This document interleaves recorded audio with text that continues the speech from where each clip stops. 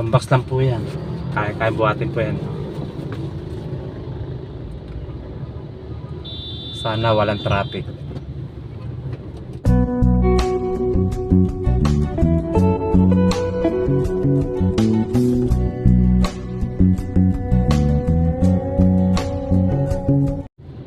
Okay, magandang hapon po mga kaibigan, mga kasama.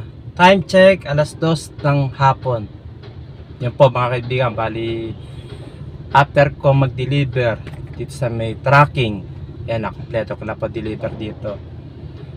Bumiyahe naman po ako dito sa may Transportify. So dalawa yung pinagkakitaan ko. Ngayon meron akong na-pick up na item to BGC2 Angono Rizal. Yan, bali meron tayong 1 hour na biyahe bago tayo makarating sa drop-off location.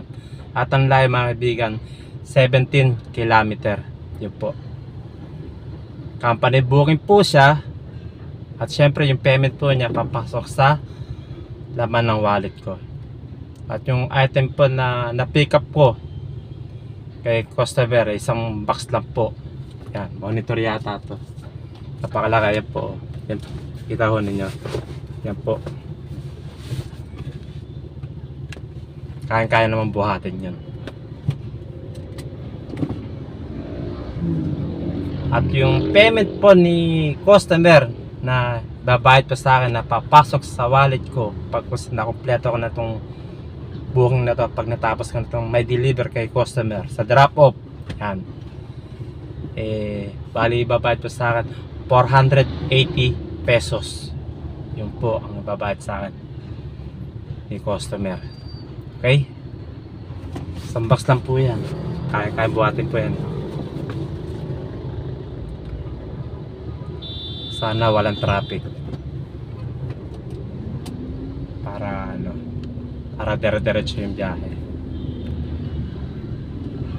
para masaya, di po ba? Bali ang ginagawa ko pong diskarte mga kaibigan, after ko bumiyahe o mag-deliver sa tracking ng mga item, pagka tapos ko po mag-deliver, lagi pa umaga natatapos yan isang 10, isang 10:30, 11, depende po sa biyahe ko. Isabi wala pang 12, tapos na po yung deliver ko dito sa tracking. Ang ginagawa ko, mga biyahe nga po ako ng Transportify. Katulad nito, tatapos lang ako kanina mag-deliver sa tracking Ayan, bumiyahe po ako, 480 pesos po bayad ko yan ito lang. Bali isang booking pa lang po yan. Ganun po ang diskarte ginagawa ko para once na sumweldo po sa tracking, every week po yun lingguhan, buo po yung makukuha ko sa tracking na sweldo, at yung panggas ko po sa tinakbo ngayong araw na to sa pagde-deliver ko, makukuha ko rito sa Transportify. Ganun po ginawang diskarte. So morning, deliver sa tracking, afternoon, Transportify. Okay, ganun po.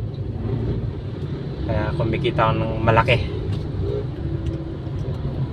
para masaya, di po ba?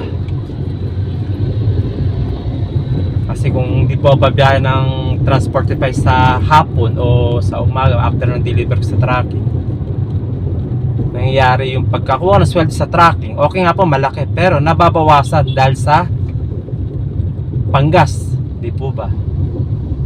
Sa isang linggo yung tinakbo, syempre nagpapagas ako dyan. So libre ko baga 1.5, 2,000, 1.25. Ngayon ginagawa ko nga po diskarte, tracking sa umaga o deliver sa umaga. Pag maga natapos, nagka-Transportify po ako. Yan, sabi ko kanina, tulad ko nito, ayan, di ba nakita nyo yung isang box na yun? Monitor po yun, isang box na malaki monitor, ewan ko lang kung ilang inches yan.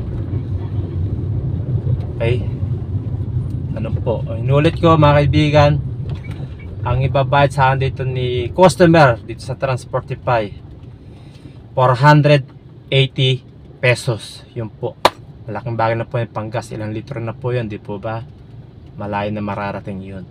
Yun po sinasabi ko, ang diskarte. Okay, Mag-iingat po tayo sa ating mga biyahe at tsaga lang po. Dahil may mga lugar na talagang sobrang traffic. Di po ba? At kikita rin po tayo ng maganda at malaki dito sa Transportify. Okay? God bless po sa inyo lahat. Keep safe and keep on driving.